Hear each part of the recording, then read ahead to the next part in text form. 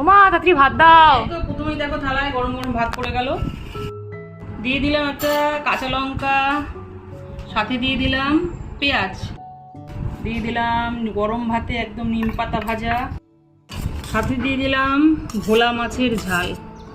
ভোলা মাছটা আজকে করিনি, এটা কালকে ছিল, একটুখানি ছিল, এক পিস দিয়ে দিলাম। সাথে দিয়ে দিলাম কাঁকড়া কষা।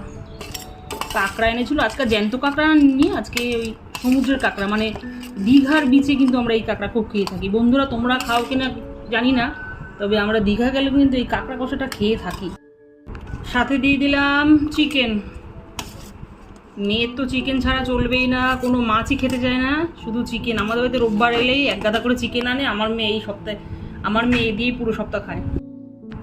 একদম শেষ পাতে আমের চাটনি, একদম জেলি জেলি করে আমের চাটনি করেছি।